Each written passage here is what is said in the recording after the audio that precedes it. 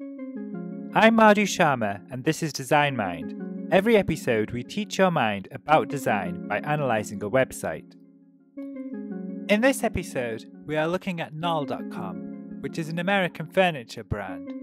The website successfully translates several magazine techniques to the web, which gives it a distinctive style. As you can see, the website uses plenty of white space, which helps to make it feel opulent and sophisticated.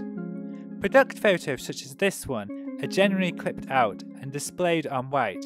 However, there are some on-location photographs such as this one, which helps to create visual variety. Some photos are quite playful, such as these coloured chairs. They help to give the site a modern personality and feel. One thing I particularly like is the website's use of grids. It has a strong grid arrangement, but when boxes are used to highlight the grid, they extend off the screen.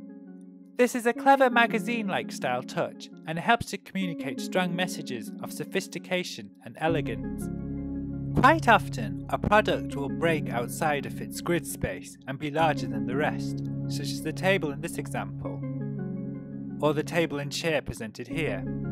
This is a great directional technique. The larger product acts as an entry point to the grid, as the user's eyes will naturally gravitate towards it because of its size. If they don't like this particular table and chair, then their eyes will naturally float over to the surrounding tables. It's a technique that prevents the user from being confused over what item they should look at first. There's also lots of products that poke out of their grid space, such as this white chair, this red chair, and these tables.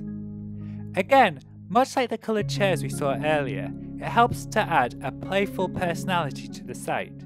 It brings the products to life and adds a sense of character to them. Another really good touch is the use of these quotes in boxes.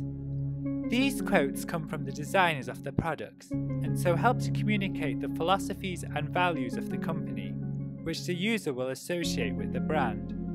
It lets the site say, "We are great," without actually saying it, and so it helps to make the messages feel more real and genuine. One little perplexing feature is the use of this floating top button. It's a bit distracting, and I'm not really sure why it's there, as it's not as if getting back to the top of the page is difficult.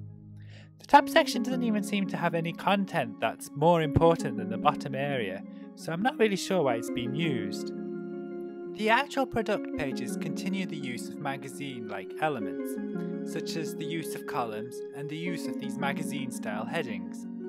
The use of these line drawings is a brilliant idea, as it conveys messages of precision and attention to detail, which reinforces the overall message of quality. At the bottom of each page is this excellent product story box that gives the product a sense of history and also talks about the designer that created it. It takes the item from being a mere product and gives it a sense of personality and history, which creates a strong emotional connection. This obviously won't appeal to every customer, so the site is quite wise to place it at the bottom of the page. As brilliant as the Knoll is, there are a few aspects that don't quite work well. The navigation menu at the top isn't as intuitive as it could be. The site has these three main sections: Shop and Browse, Design and Plan, and Discover Knoll.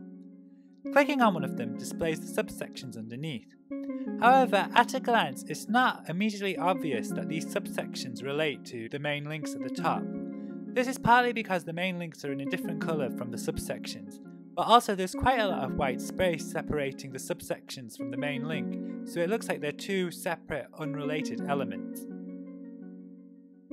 Also, I think these drop-down menus suffer from having too many options. As we saw earlier, the category pages of the Knoll made use of size and other techniques to provide an entry point for the user, so it would have been great if they could have reused similar techniques for these drop-downs. It's also disappointing that the Knoll isn't a responsive site, as it would have been great to see what clever techniques the website's designers would have brought to mobile.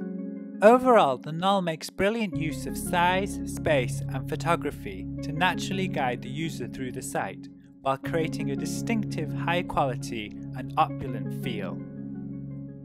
That's it for this episode of Design Mind. A new episode is released every Tuesday and Thursday.